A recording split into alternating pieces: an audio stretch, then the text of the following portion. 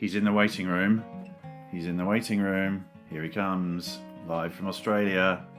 Finian Greenall is connecting. Nice one. Oh, look at that! Look at that blue sky outside your window. Welcome to the Fink It Isn't Until It Is podcast. I'm Finn. I'm Tim. I'm Guy. In which we discuss the various moving parts in a life in music.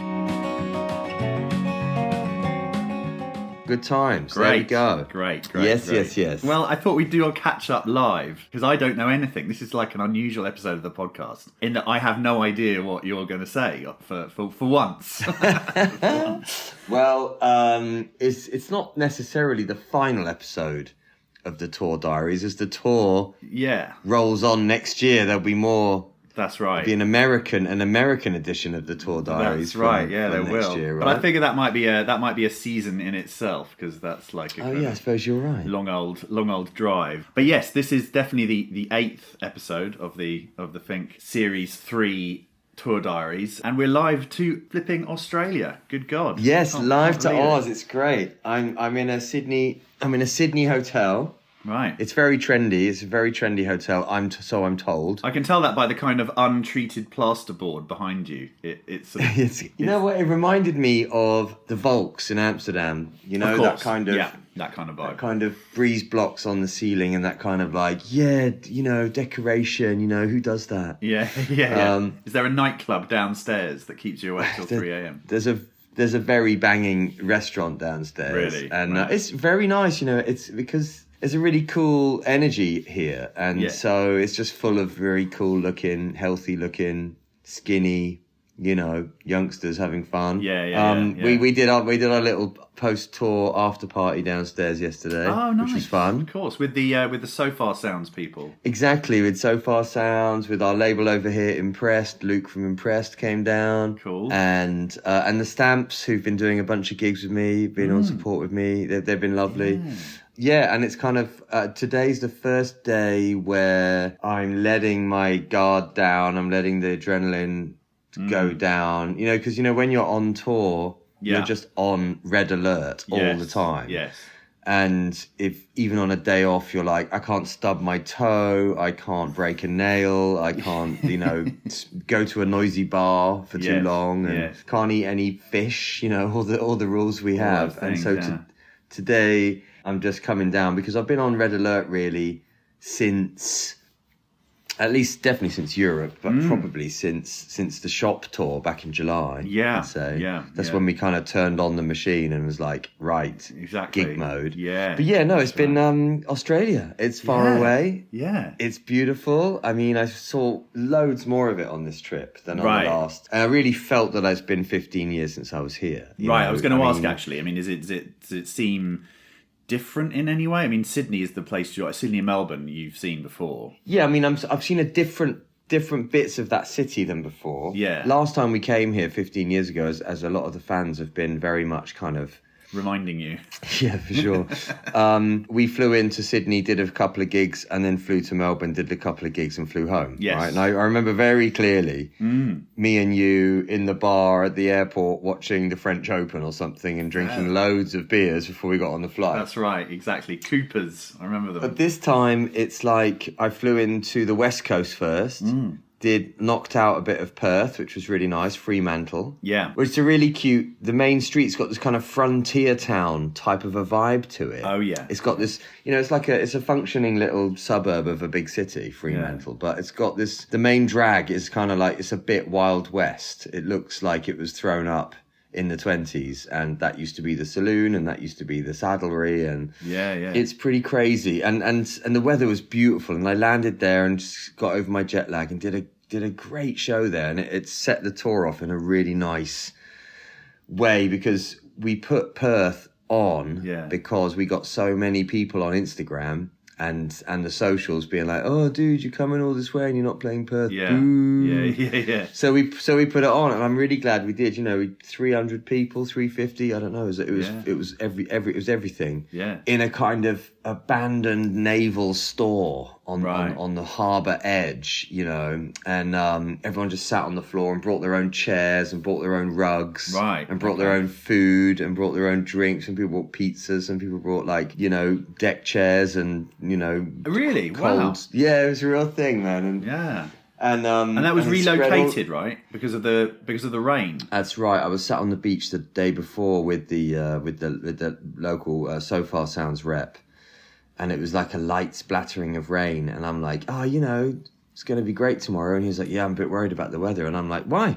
Yeah. And he's like, well, you know, it's raining. And I'm like, oh, it doesn't matter. Yeah. And he's like, it's outdoors. And I'm like, oh, is it? And then the next day, the weather forecast was like torrential rain, guaranteed, Yeah. bang on stage time. Yeah. So yeah, they moved it into this kind of naval store warehouse, which was really vibey and really great. So that was super, super nice. And you know, I got a bit of beach time, and you know, like the Australian thing is like the day before I'd gone to this beach, someone had recommended this beach, Cottesloe it's called, and I went there and I walked along. It was really full of, you know, teens and people having a good time, and I walked far enough away from all that out across round a bluff and found a little spot and Yeah. wistfully stared at the sea.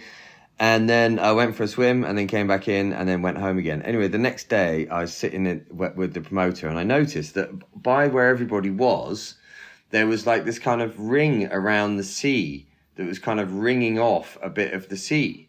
And I sort of said, oh, dude, you know, what's that about? And he's like, that's where you can swim. Uh-huh. And I'm like, oh, right, but I was swimming over there just yesterday and it was great. And he was like, well, they do that for the sharks. And you're like, oh, right. Oh, okay. Because the day before I was like out in the sea, like swimming around like crazy. God. But you said, oh, yeah, you know, like 20 people have been taken this year. You know, it's like crazy. What? So was no one else swimming near you when you went swimming? No. And I just thought, oh, this is great. It's a really quiet stretch of beach. I'll just hang out here. Fantastic. And, you know, Oh my but, God. the West Coast is very remote. You feel it. Yeah, It's yeah. like Perth is kind of stuck on the edge of the other side. Yeah. So north to you is mining, south to you is mining, and Yeah. in the middle is like Perth and mining. Right. Some of the hands I was shaking after that show had been handling, you know, Oh, a a mining pickaxe hand. or a shovel. Yeah, you could just feel it. Like some of these Aussie guys are big guys, and Amazing. Yeah. they'll come up to you and be like, oh, you know, I love it's a great gig or something, I love your record or something, and shake your hand, and you'll be shaking this giant hand, which is all really Gnarly. calloused. Like, really, they've really worked, you know, Yeah, really yeah. hard working men, and you just feel very soft and squidgy and you shake their hand. But yeah, Perth was great. So Cool. yeah, Fremantle. And I was racking my brains, man. Why do I know Fremantle? Uh-huh. And I was racking my brains about this. How come we know Fremantle is a tiny suburb outside of Perth? Yeah. And you know Fremantle, right? Rings a bell with Well, you, it right? does ring a bell, but I don't know why. Exactly. Me neither. And I was like, Is it a TV show or something? exactly. So I said to my handler, you know,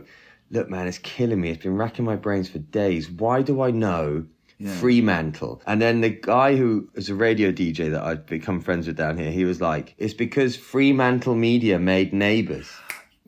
Right. Yes, that's There you right. go. Yeah, Exactly. Yeah. And I was like, oh man, because I was thinking it must be a band or a festival Right. or a moment in history, or that's why I knew it. The It's whole Fremantle time I with was there. one E, I've noticed. It is, exactly. Yeah. Or as the Aussies call it, Frio. Oh, Frio.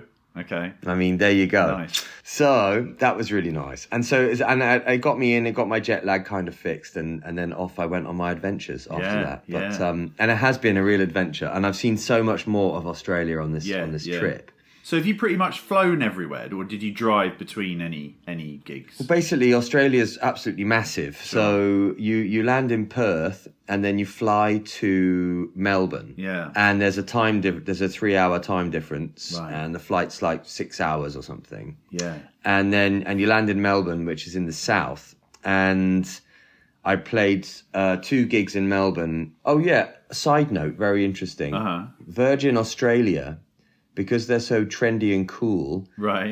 musicians' luggage is free. What? That's brilliant. So every flight I took in Australia, on Virgin Australia, I had all my luggage and it was free. There's no excess baggage at all. That's very cool. So flew to Melbourne, and then I knocked out a couple of gigs there, Geelong and Melbourne. Geelong, It's round the coast, sort of, from it's like Melbourne. an hour. It's like an hour away, maybe hour and a half away from Melbourne, Right. and lovely through the country, lovely drive, and then. It was like in a brewery kind of a vibe. So like a back room of a brewery, little stage. But my friend Bonnie Songs, who I love, was supporting me on that show, and she was amazing, absolutely amazing. Cool. But yeah, little gig, great crowd, obviously, and we sold all the merch before I'd even been on stage. All the tees, all the albums, all gone. hadn't even got in the building yet. Nice. So I knew it was going to be good, and they were absolutely lovely. But I was a bit jet lagged for that one. So had a lovely show. It was really nice, bit rough and ready. And then went back to Melbourne, dropped off the car the next day, and then did a gig in a big old church in Melbourne. Big time churchy vibes. But this church was kind of awesome because, I mean, church gigs are tough for the listeners who haven't played a church. It's like you might think, oh, it's really beautiful, but you don't think, man, that sound is really tough. Yeah, it's like a lot of reverb, very dense, and the backstage area for us as a band will be the rector's office. Yes. And the rector's office has no toilet, no sink, no facilities, no Wi-Fi, no hot water. It's literally kind of like it's some pastor's office. So they're a bit rough. You know, they're not very comfortable gigs. But the great thing about this church in Melbourne was the fact that the PA was. They put up some sticks for us anyway, but the PA was mounted on the wall and it went all the way back. So you had, and it wasn't a church PA, it was a PA where they had speakers every kind of 20 meters going all the way down the church. And then on the balcony, they even had a balcony with speakers up there as well. So I think the sound that night was really amazing. That was incredibly vibey. And really heavy, and the sound is really great. So I kind of got into my stride there quite a lot. And I had to cut a track from the set because I didn't want to play for too long, but also the whole Sofar thing, I should have played for about 90 minutes tops. Okay. But I could have played for a lot longer, but I just that's enough. Sure. What had you been doing? Like, have you been doing the same songs as in our set, or have you added? Kind of. I mean, I'd only played Follow You Down once. That was in Sydney last night, and it sounded great. Yeah, it sounded really great. I chucked Pills in My Pockets in there, nice and early. So cool. I did because it's old school. Some of the fans have been around for that long. Yeah. And I'd been doing Warm Shadow acoustically. That's been working quite well. Nice, and it's because I tried it on one of the early gigs, and it really worked. And I'm like, okay, I'm going to have to do it. I just got to play it really cleanly. That's the answer. Really cleanly, and perform it as best I can. Yeah. And then I've been adding Wheels and Walking in the Sun at the end as a little kind of a bluesy bye. Yeah. And because some of these stages have been so small and there has been no backstage and nowhere to go after you finished, I haven't done the whole encore theatre because there's nowhere for me to go. No, sure. I've kind of done the deal with the audience every night. Right, okay. Yeah, Melbourne was great, but Melbourne really freaked me out a little bit. It was really full on. I mean, busy. Yeah. Melbourne as a city, there was like, I was right in the mix because this church was right in the CBD and my hotel was down the road from the church, and it was like full on, like people everywhere, like New York. Right. Sidewalks full of people, both directions, everywhere you look, everywhere you go. Yeah. And I felt it was a bit intense after kind of being in Fremantle, which was really spacious and all that, and Geelong, which was out in the sticks. Melbourne was so full on. It did freak me out. Okay. And you said it was quite emotional as well. Was it quite charged? It was because of the churchy vibes. Yeah. It was very intense. Yeah. And again, just getting a lot of love from everyone for having not been here for a while. And then I I flew up from Melbourne to the East Coast. Yeah. To do a little run by car because they're all about 2 or 3 hours apart. So Sunshine Coast, Brisbane, Byron Bay, and then Sydney. So they were all by car. Oh, was Sydney by car too? No, I flew from Byron Bay to Sydney, but I could have driven it. It was like 7 hours. If it was us in a van, we'd have driven it. Yeah, sure. And I really, really fell in love with Australia for real on this East Coast. Yeah. It's like all we'd seen of it was Sydney. But it's actually really tropical. It's like I get there and I get the hire car and then I drive into Sunshine Coast is on the coast, as you would imagine, and it's got a lot of sunshine. But where my gig was, because Sofar Sounds, they like to do this kind of like unusual venues, unique places for gigs. Yeah, unusual, unique gig kind of vibes. Yeah. So you drove half an hour inland right. from the Sunshine Coast to a place called Mapleton. Wow.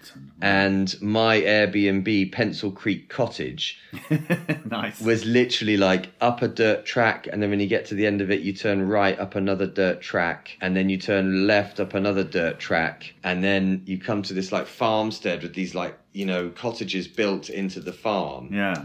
And going down, and there's a beautiful view of a valley, and you're like, oh, this is quite nice. And then you get there and you pack in, and then put the cases in there, and then say, okay, I've got tonight to chill, you know. So, and then your ears start to hear the noise of outside, which is just like such intense natural vibes. You've got crickets. It's like being in the tropics. You've got like crickets and noises and frogs and birds and, you know, parrots and, you know, really like fantastic. There's so much going on that I started to watch YouTube tutorials on Australian bird noises, because it was literally like, oh my God, that's a laughing galah. Oh my God, that's a snow-headed whatever. And it was all, you know, noises I'd never heard before, like bird song I'd never heard. So, and did you hear frogs? You know, you mentioned frogs. That little frogs, like that little noise they like, make. Yeah, I guess thousands of them. Because there's a big creek. Oh man, it was so natural and so real. Yeah. No Wi-Fi, no phone service. Oh God, really? You're completely off grid. Yeah. And I loved it actually. I really, really loved. So I was completely off grid there. So on the Sunday, I said, I need to go find something to eat. So on the little Airbnb, things to do in the surrounding area type things, like there's a local public house that serves food from all the local farms. And if you feel like, you know, I'm like, oh, that sounds great, I'll go there. And I go there and I walk into this Mapleton public house. It's like the only public house in, you know, the area. Yeah. And it was literally like, you know, the piano player stopped playing and turned around and the doors swung and there's like, you know, 8 local men at the bar turning around. And obviously I look like how I look like. I've got a fucking man bun and fucking, you know, harem trousers on and some sort of trendy necklace on. And they're just kind of like, the fuck is this guy? Oh, really? And I'm like, you know, he's still serving food? They're like, no. I'm like, okay. And then out of the corner of my eye, I see a little side room with some guitars in it, and I'm like, it can't be this place. I can't be playing here tomorrow. I can't be. And then it turns out that I was. Oh, really? I came back the next day, and I'm like, it was where it was. That was a bit of a rough one. It was the people that I met were beautiful. Yes. The fans I met were beautiful, but it was a gig in a side room of a pub. Right. But did people travel to it? It wasn't like all the locals who came, or was it? Yeah, people travelled. Yeah, random people came, but it was like. It's quite hard to get a good solid vibe going in a room like that. Yeah. I imagine you can other artists might be able to. I don't know. I found that quite hard. So, you know, it's just I find those gigs quite tough. Yeah, of course. That's what I thought that our Sardinia gig was going to be like. Yeah, no, totally. It's one of those ones that you kind of dread. Yeah, in a way. Yeah. You know, it was okay. It was a gig in a pub, and that's fine. Yeah. Because the next day, I went down to Brisbane.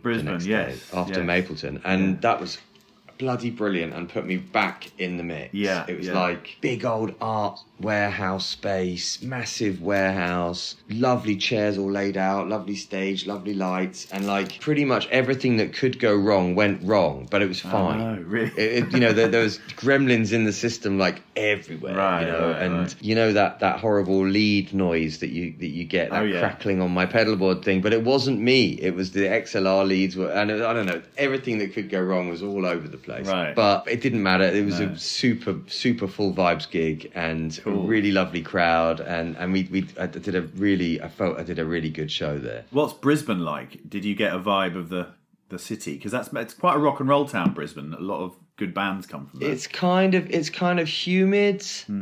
And it's humid, and it was. I didn't really get a taste of it. It looked like a working town. It had a big working port, and it was just like, I don't know. Yeah. I just remember place, the whole. Right? It's a big kind of. Yeah, it seemed big and working, but you know, I was kind of at this point thinking about my next stop, which was Byron Bay. Yeah. Because I was going to do this Brunswick Picture House, which is a really cute venue, and my friend there had said, it's going to be great, you're going to love it, which I did. Yes. I had a fantastic show there.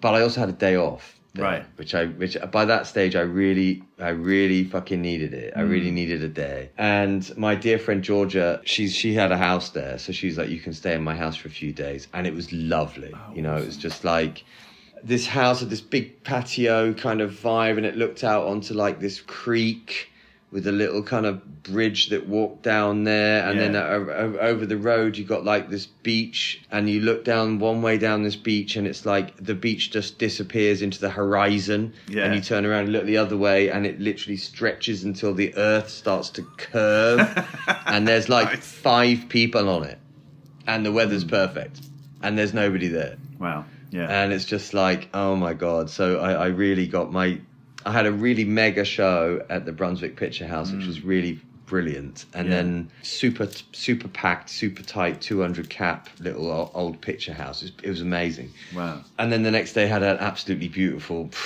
day off, just absolutely chilling. It was so nice. As you can see from my colour, I'm still coming down from that sunny couple of days. For sure. So that was super nice. And again, loads of nature. There was loads of birds and lizards and all kinds of shit kicking off. It was brilliant. And then I flew from Byron Bay to Sydney. Yeah. And then I did my last show last night, which was a giant church. This one was a really big one. So it was like a 500 cap church. Oh, wow, was it? It was a really funky pastor.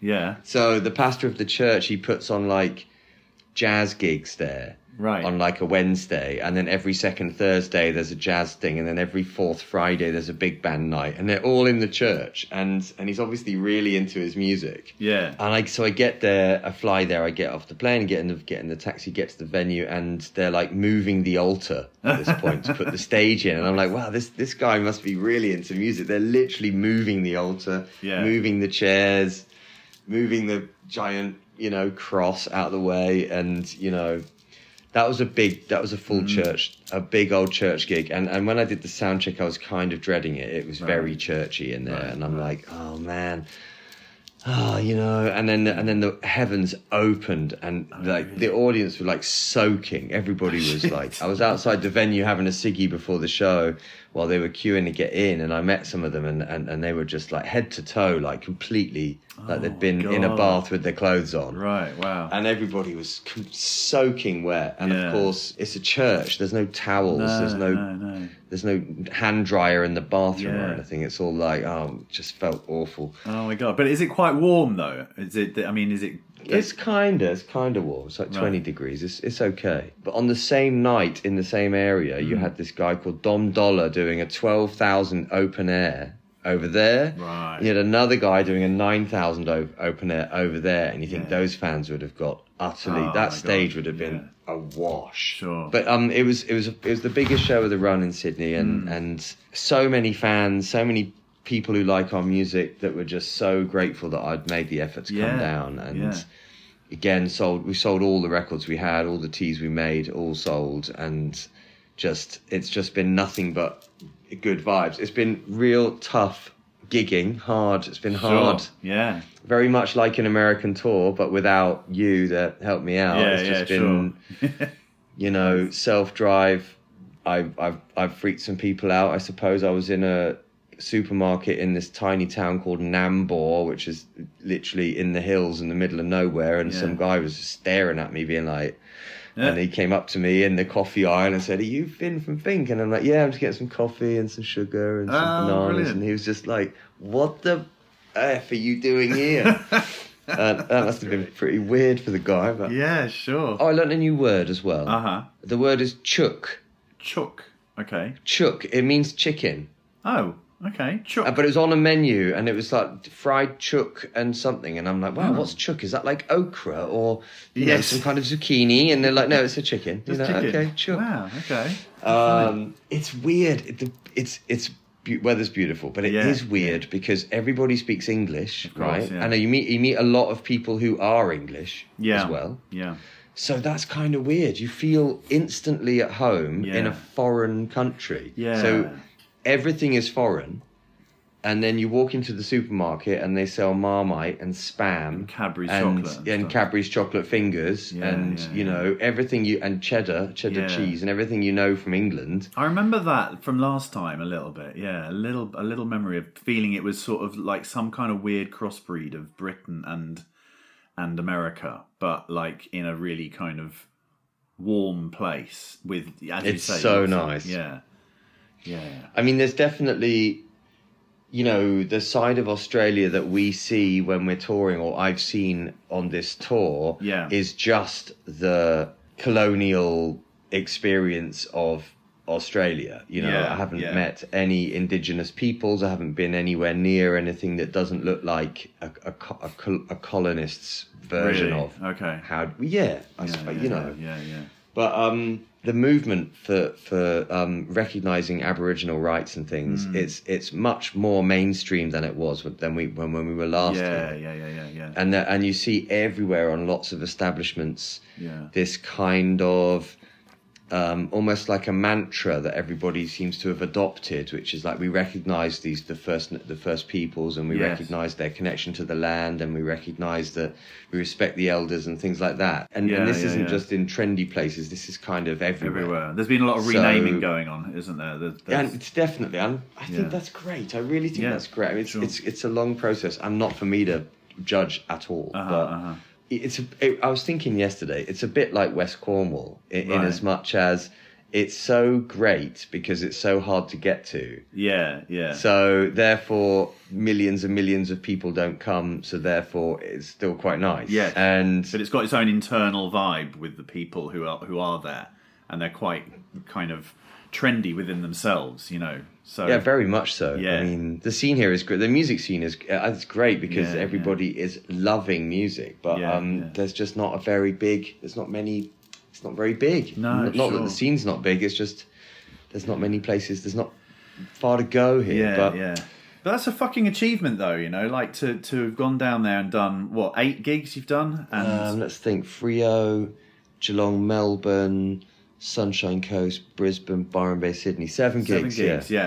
And you haven't had any kind of one man and a dog experiences. It's all been no, not at all. I mean, this is the thing about this tour. In a way, our touring ended when we hit Berlin in Europe. Yeah. But this was like, yes, this was me coming out and playing some songs to people, but it was also very much a research mission. Yes.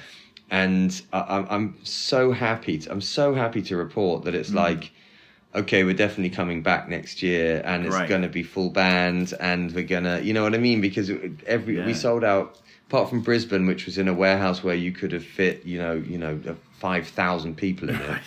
We sold out every venue we played. We sold every gig out, and that includes the Monday nights and the weird ones and the churchy gigs, and they were all completely sold out with great people who really wanted to hear, because they haven't seen Fink play since 2010. 2010, I know. So incredible. That's like Perfect Darkness, Hard Believer. It was literally we were getting ready to all those albums. Absolutely, and Bloom Innocent and the new one. So on the new one, I did four tracks, and just like in Europe, they were loving the new stuff. That's brilliant. And nice. And there's I met a lot of people who were like, oh, I didn't really know you like 6 months ago, but so and so recommended you, and I loved your new album, and so I was kind of playing the new album for them, and then playing the older stuff for the older fans. Right, cool. But it was great, man. Didn't break a string. Everything worked. Yeah. It was all good. And good. That's so cool. To me now, the Europe tour feels like a long time ago. Of course, yes. But,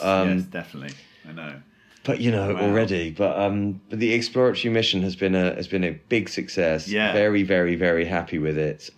We've got a new label down here. We've got a bunch of numbers in our pockets to bring home to say, let's go back. Yeah. And I've built a lot of bridges out here for us as a band to get back. Yeah. Without needing the whole Anchor Festival argument, which, of course, that's what we've always hung on in the past, right? We've always thought we can't go back. And to explain that to people, I suppose it's like you need a festival to give you that fee, which pays you to bring the band over, which is quite expensive. You know, it's like $2,000 return, so times 5 people, that's 10 Gs. So you need at least 10 Gs to do Australia. And so, like you say, you're hanging on for that festival booking, which often never comes. It never came for us, so I was almost out of just sheer frustration that I said to my friend Luke, listen man, we can't get a gig in Australia, we've asked and no one's interested, can you just get me a gig in Sydney real quick and I'll just run down there and just to meet some people and see what's going on. And that just blossomed very quickly into a tour. So it's like, okay. So, and your friend Luke, he was impressed. No pun intended. He like, because he must have not seen you for a few years playing. No, Luke hasn't seen me since he hasn't. I don't think he hasn't seen us since God knows, 15 years maybe. Yeah, it was lovely to see him, and he's got a little record store now and a label, and we had a really good catch up today. Went to an art gallery and had a nice little hang. It was really nice, and it was great to hear his stories, and we got lots of mutual friends. I mean, I had a record label with him back in the early noughties. But his new label is amazing. He's having a great time, and in many ways he's living the dream. He's got his own record store and his own record label, and it's like, dude, that's amazing. Yeah. But so that's Australia. And tomorrow I'm staring down a 25-hour flight. Stopping in Doha and getting back to Berlin. The jet lag's going to be absolutely insane. Yeah, for sure. But I can't wait to get home. Of course, you're going to, properly home for a little while, right? So yeah, exactly. The next thing in our diary is the acoustic recordings of Beauty in Your Wake in January, which is only like 4 weeks away. Yeah, I know. So I'm really looking forward to that actually, and getting some music done. Me too. But and then we've got to start thinking about how the devil we are going to do America. We're gonna just do it, dude. I know. But no, it's all good. It's all good. I can't wait. It's been wonderful to be back on the road, hasn't it? Yes. Oh my god, like it's the best. It's the best. Honestly, it's so cool. I mean that tour, the European tour, that was a very, very good experience. Really lovely vibe. You know, it was. It must have been kind of weird for you to be like on your own. Like, who do I check in with? How the gig was? Oh, no one, because it's just me. Yeah, I mean, there was one gig where I didn't sell hardly any merch, and so I know that wasn't a particularly good gig. Right. But that's the only matrix I've got, and obviously, if you sell all the merch before you've even gone on stage, you lose that matrix as well. So yes, exactly. You suck and still. Yeah. I think I could just feel. You just get a feeling. Yeah, I mean, I did feel a bit lonely first sort of 4 or 5 days because after being on a bus with all of you goons for like a month and then being at home with a 3-year-old in a tiny flat bouncing around and packing and then literally getting on a plane and all of a sudden I'm just on my own on the plane, on my own when I get there, on my own in the hotel, on my own for a day before, and just literally just on my own. But I needed that day off in Byron Bay. I really needed, because it was like a day on my own not in a shitty hotel in a city, or not in a hotel in Frankfurt, or not in a. Do you know what I mean? It was a day off in paradise by a beach. And the time difference means when I'm awake, everyone I know isn't. So there is no emails, there are no phone calls, no one's awake. So I'm literally green card to just do nothing, because there's nothing I can do. So I really needed that. That was so nice. I mean, that was one of my favourite days of the year. But yeah, I mean, it was a bit lonely, and I'm glad I'm not doing the States on my own. It's a bit of a tough one. Yeah, definitely. But that's a different kettle of fish altogether, the States, because it's got, we're going to be going through lots of different climates, and we're going from spring to winter to back to summer, and the US, they're very friendly, but equally sometimes you can hit kind of unfriendliness, or not so much unfriendliness, but nonchalance. Like, well, I don't care. That's how you do it. There's no kind of customer care in some ways when you're touring out there. That's very true. I mean, in Australia, everybody seems so friendly. They're so into just making things happen. Yes. And making things good. And even when I played in Brisbane, it was a completely all-female crew, all-female staff, all-female techs, Really? front of house. You know, it was amazing. That's the first time I've noticed that. Yeah. Where the entire venue it was almost like Docks, I think, in Switzerland, Right. when we went there that time. It was all female, everybody from front of house to the door staff to the bouncers to the lights to everyone, and I just thought that's so great. I've never seen that. But yeah, I'm that's it for the year for me. Great. I'm overjoyed. Cannot wait to not do another gig for a couple of weeks. Good. Well, great. Well done, man. Well done. That's just awesome. Thanks, brother. And thank you for listening to our podcast. Yes, thank you, everybody. I hope it's been edutaining, and we've had an amazing year reconnecting with the people that like the same music that we do, and it's just been an amazing reconnect with a part of us that we hadn't done for 5 years, you know, we're definitely back on the horse now, and I've loved it. I really loved it. Yeah, same. Yeah, and there will be more very soon, and people are listening, which is great. I discovered that people are listening on YouTube, so hello to anyone listening on YouTube. All right, cool. Well, we'll see you. We won't do a Christmas edition, because I will veto that idea. We'll see you in the new year. See you in America. Yes. All right. Bye. Bye.